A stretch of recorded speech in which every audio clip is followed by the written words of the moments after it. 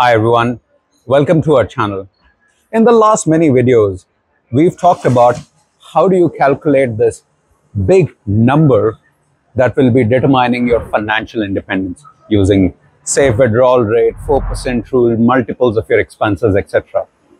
But based on our own personal journey to financial independence, we realize that this journey is not just about this number. There are lots of non-financial factors that play a big role towards this journey. Things like your satisfaction, your yearning and drive or hunger to earn or spend more, your happiness, your fulfillment in life. So in this video, I will try and build a link between this financial number and those non-financial factors, the equation for that matter. How do you use that equation to determine your big enough point? And based on our own personal journey, how do you use that enough point and this equation to actually achieve not just financial independence, but can get off this corporate rat race or this corporate treadmill? Before I do that, a quick introduction as always. My name is Yogi, and my wife Seema and I, we both were on this journey to financial independence. We achieved it and we decided to take this big bold step of retiring early. And now this is how we are spending our time during retirement, enjoying nice cups of coffee during a work day. Anyways, back to the topic. So let's first try and understand this relationship between money and satisfaction or fulfillment or joy. Now to do that, let's imagine an extreme example. Imagine that you are stuck in desert for days. You've run out of your last bottle of water 2 days ago. You are really thirsty, and to the point now it's life and death situation to get that water. And guess what happens? You suddenly see a local tribesman or tradesman on his camel passing by, and he's willing to give you water in return of something. I'm sure for that first bottle of water, you'll be willing to give him even your expensive car. And this guy says, hey, I've got more bottles of water, and he's willing to give you 2 more. For the other 2, probably you will be willing to trade your Apple Watch or AirPods, because that first bottle was not enough to quench your thirst. It was just really the necessity that you needed. So you take 2 more. And this guy says, hey, I've got a whole crate of bottles that I can give you. Now, these extra bottles or this whole crate will not just be good for you for today, but for the coming days, and it will be at least keeping you happy, secure, and you'll know that you'll not feel thirsty. But for those extra crate of bottles, you'll probably give a little bit higher a premium than the retail price what you could buy it at a store. And then he goes on and offers you another crate. But this time, probably you'll think twice. You'll say, hey, if I take another crate, I don't know if I'll have enough space to keep all these bottles with me. I'll have to carry these extra kilos of load while I'll be crossing this desert. So this situation, if you compare it to the professional or business lingo, is what is called the law of diminishing returns. That no matter how much input you give into something, the value at a certain point maximizes, after which the value starts, either you get marginal benefits from that, or actually even the value starts becoming negative. Now, if you plot in this graph of this law of diminishing returns, your bottles of water, the first bottle was the necessity. That was really needed. After that, those 2 bottles added the comfort factor and really quenched your thirst. And this entire crate of bottles, that was enough for you for not just today, but for coming days. And that was a good luxury to have in this middle of desert. But after that crate, any other additional crate was just in excess, and I don't think it will give you that much of extra benefit. And actually, it could even be an extra load that you'll have to carry with you. Now, if you translate this example on our daily lives, because we go through this during our daily lives, during our career, that we start with our fulfillment or satisfaction with first addressing our necessities and the basic needs. Then we start addressing the comforts. And there is a point that we really are aspiring towards luxuries and we start enjoying luxury, spend money on that. But there is a certain point after that, the luxuries do not give that extra benefit or actually even starts taking away that fulfillment. This graph, you can put it against multiple things, your lifestyle, the money, the house, the transport.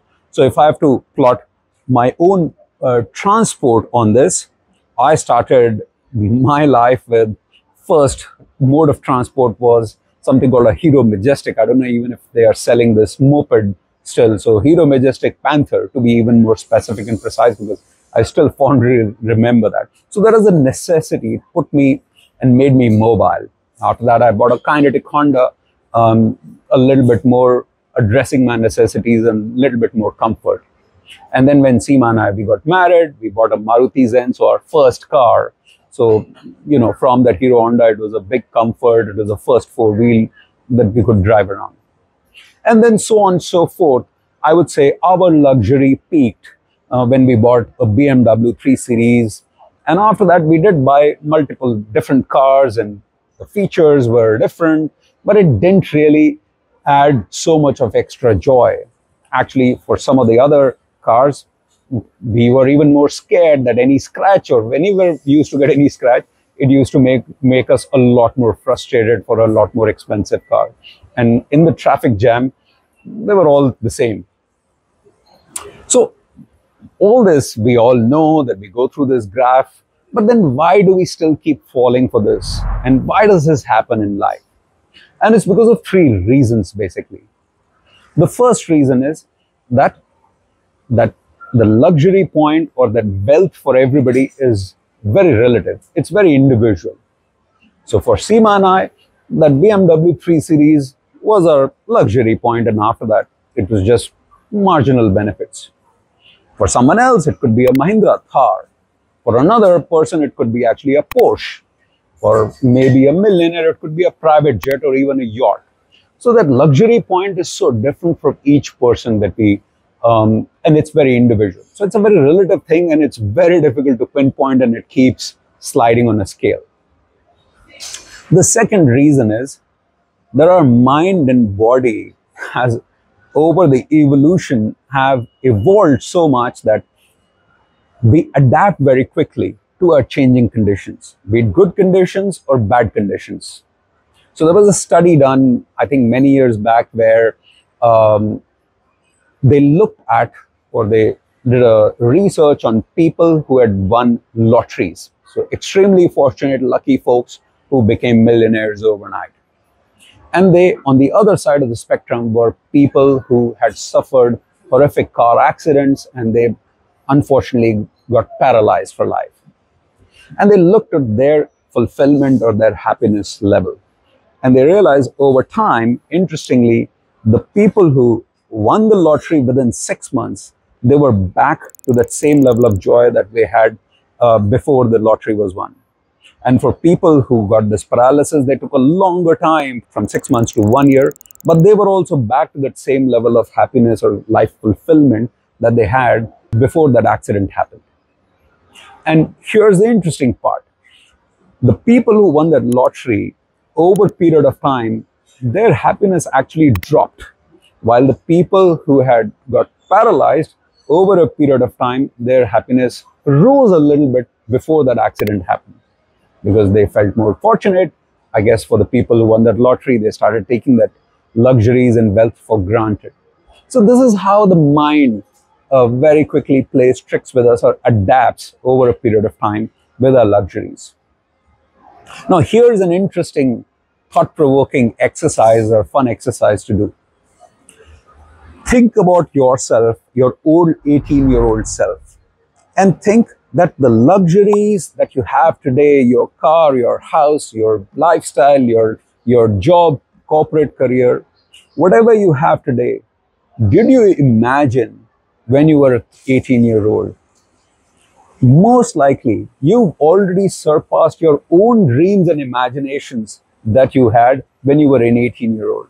At least for Seema and I, we did. We had never in our lifetime imagined that we will do whatever we've achieved or we achieved in 10, 15 years after, when we were 18 or when we were in college.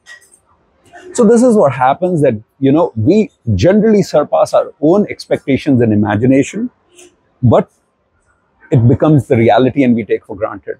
The third reason is that we are socially and culturally brought up in this very high compete mindset. So even when we are at school, our parents, everybody is encouraging us, and they proudly say that mera beta first aaya, my child has come first in the class. So we have this competitive culture from the day one in society. And that competitive culture continues to the point that keeps us to make sure that we are better than the others around us. So around that, there's another interesting exercise for you to do. So imagine your boss has some bonus that he's willing to give because it's been a phenomenal year for the company. And he decides to give you 2 lakhs or 200,000 while your colleague gets nothing. Imagine another scenario that he gives you 2 lakhs 25,000, 225,000, while your colleague gets 5 lakhs or 500,000. The most likely, the second situation, if you're honest with yourself, will make you a little bit bummed out and feel at least less fulfilled. Even though in the second example, you're getting more money, you're getting 25,000 more than in the first example, but still the second example makes us feel bummed out. Why? Because we are in this high compete race that we've been indoctrinated almost in. Now, how does this manifest on a daily basis? Now, what happens is that you buy a plot of land, you build your dream house, and lo and behold, in a few years' time or a few months' time, someone else buys the plot of land next to you and builds a mega mansion or a much bigger house with a much better car, etc. in their life. And every day you have to cross that house, and your dream house looks much smaller than that. What will happen is that in the next few years, you're already planning that how do you make sure that you get into that same mega mansion league, because that's how we are taught to compete. So these 3 factors are the ones that continuously keep on this hamster wheel, because we keep moving the target in that, because wealth is relative, and we keep getting used to the wealth and the luxuries and this our changing conditions, and then even people around us are changing, and that gaps or that carrot keeps moving ahead and ahead. Now, what can you do about it? How do you make sure that you minimize that risk, or you can even stay away from this chase or this rat race? And how do you use this to get off from this hamster wheel or this corporate treadmill like we did? So the first is a practical thing, is define your enough point. So on the same graph that I drew on basics and the comforts and the luxuries, define your luxury points on the non-financial side. So define what's your luxury point of a transport, what's your luxury point of a house, the education for your children, your lifestyle overall. Also, honestly see or check that what was the luxury point that your 18-year-old self would have defined at that point. Write it somewhere. And as I said, this is all the non-financial part. The second is the financial part. Define your FU money. That FU money is based on your safe withdrawal rate, your 4% rule or 3% rule, or a multiple of your expense. So the real formulas. And define that this is your FU money. And what does FU money mean? This money is that when you have this much money, you're independent or confident enough that you can tell your boss to go F himself if things go wrong, or you decide that, look, do hell with this corporate job, I'm willing to, call it quits. Now, when you've done this, defining that enough point on the non-financial sides and defining your FU money, start chasing both of them. It could be that you achieve your FU money faster than your non-financial aspects, or it could be that you achieve your non-financial aspects faster than your FU money. But in both cases, be sincere to yourself. Don't move those goalposts, because that FU money is very much linked to your non-financial enough point. Because if you move that, unfortunately, your FU money will also move. The third is stop comparing or try to minimize comparisons. Now, how do you do that? Chart your own journey. That FU money and your enough point is what your reference point has to be. This is what you're going after. You're not going after what your colleague or your neighbor having that bigger, better mansion or a bigger, better car is just your own reference points of that FU money and enough point. And to do that, just focus on your own journey. Don't focus on how much, what is the corpus some other person on YouTube or Reddit or any other forum is putting it out. It's their journey, it's based on their FU money, and it's based on their own enough point. Your journey is based on your own part. And the last part is, even in that enough point when you define for your car, house, etc., ask yourself that is this going to build towards your own satisfaction and your own wealth, or is it for the others that is on the path to riches? I've done two videos. One video focused on stealth wealth and the other is about the path between wealthy and the path between being a rich person. Now, if you keep changing that your enough point, you'll probably get onto this rat race of this riches and you'll no longer be in that stealth wealth category. So simply put, in summary, the 4 actions which are worth doing, putting it on paper and even, locking it in maybe in your locker and make sure that you're sticking to that. First is this enough point that I've been talking about. The second is your FU money. The third is focusing just on those 2 as being the references rather than other people's corpuses or their other people's lifestyle. And the fourth one is that those enough point and that FU money should be gratifying to you and your immediate family rather than for the validation of the others. Now, if you do these, this can help you bridge that gap between the financial and the non-financial, and it can also help you get off that corporate treadmill. Like you keep saying, financial independence is a must. Retiring early is an option. But once you achieve that financial independence, then after that, you'll be just working really for your pure passion and pleasure rather than being on the treadmill because you don't feel independent, even though you have the money to do so. So I hope this video gives you some new insight on this financial and the non-financial factors and the relationship. And I hope just by documenting it, following it, it helps you get off that corporate treadmill at some stage.